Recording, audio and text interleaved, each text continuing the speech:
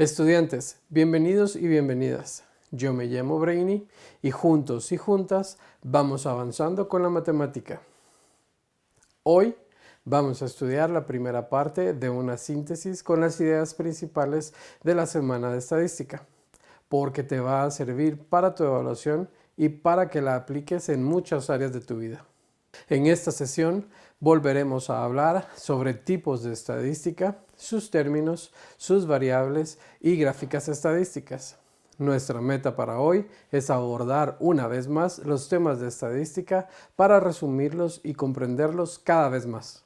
¿Sabes cuál es el organismo que se encarga de recolectar, elaborar y publicar estadísticas oficiales en Guatemala? Es el Instituto Nacional de Estadística. En su página web ine.gov.gt puedes encontrar datos estadísticos de muchos temas como el empleo, la canasta básica, el medio ambiente, entre otros. Date una vuelta por esta información y anota los datos que más te sorprendan. ¿Recuerdas que aprendimos que cuando hablamos de estadística nos referimos a una rama de la matemática encargada de la recopilación, organización y análisis de datos numéricos? Para recordar lo que ya sabemos de la estadística y sus términos, podrías hacer un mapa conceptual que relacione todos los términos. La estadística descriptiva reúne, organiza y analiza datos para representarlos de manera ordenada, y lo que busca es interpretar datos. Recordemos estas definiciones con un ejemplo. En la veterinaria Bruno desean hacer un estudio de las mascotas de la zona para ofrecer servicios especializados, sabiendo que una población es el conjunto total de elementos sobre los que queremos hacer el estudio. ¿Cuál es la población en este caso?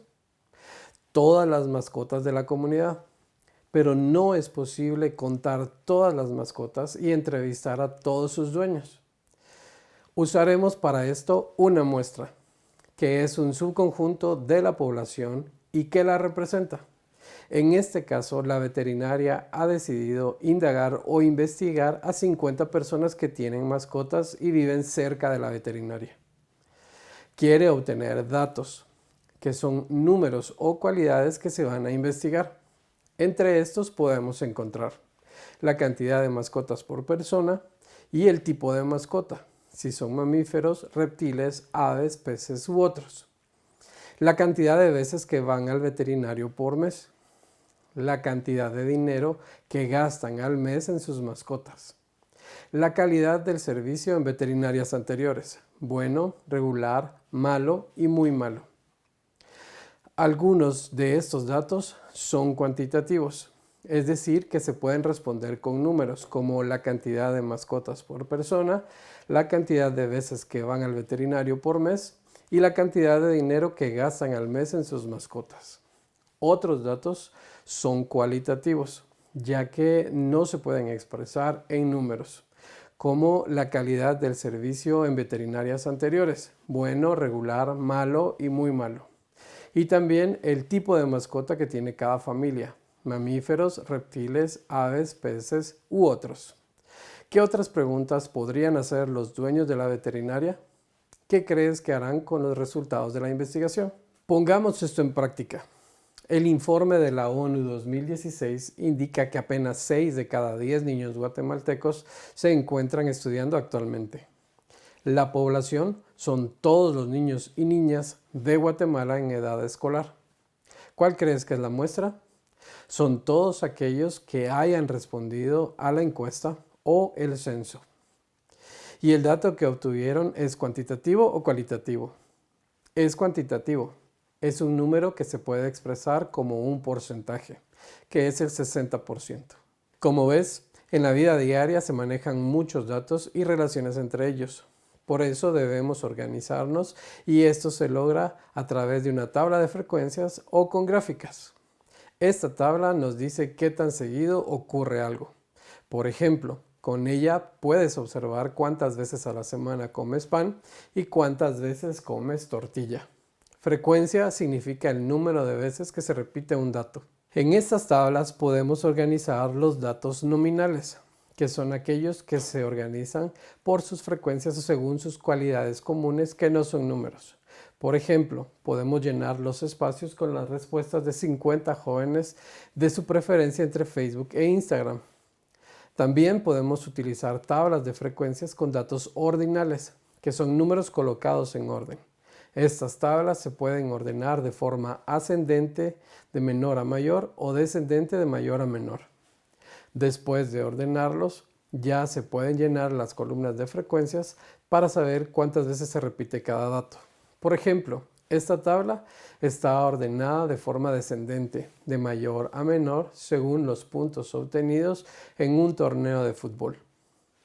Y luego se van llenando las casillas con las frecuencias de ocurrencias de partidos jugados, partidos ganados, partidos perdidos, partidos empatados, goles a favor, goles en contra, diferencia de goles, etc. Cuando tenemos mucha información y deseamos compararla o analizarla, la podemos presentar con gráficas estadísticas. Ya conocemos 3. Veámoslas de nuevo con algunos ejemplos. La primera es el diagrama de barras. Con esta gráfica se pueden representar datos cualitativos o cuantitativos en un plano cartesiano, donde la altura de los rectángulos dependerá de la frecuencia de los datos, como ves en este ejemplo, y las partes del diagrama de barras son el título, que va en la parte superior, el eje de las X para las variables y el eje de las Y para las frecuencias. Las barras ilustran la información.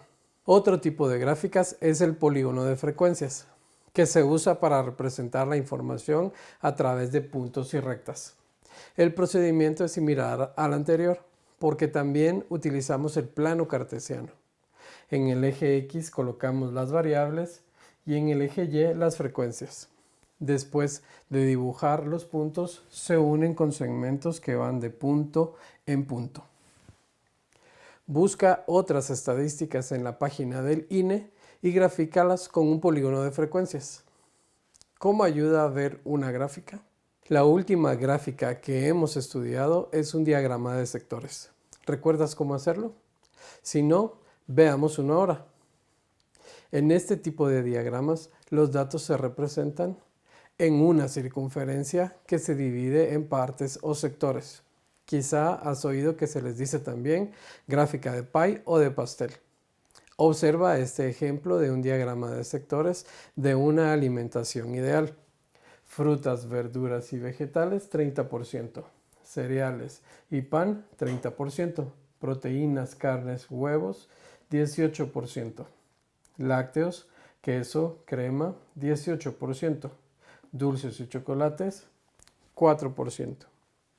Recuerda que en una circunferencia hay 360 grados y debemos asociar cada porcentaje a un sector o pedazo de la circunferencia. ¿Ves que con esto se comprende mejor la información? ¿Qué otros ejemplos se te ocurren? ¿Cómo te fue? Esta fue la primera parte de la síntesis de estadística. Recordamos ideas principales y sus tipos, sus términos, organización de datos y gráficas.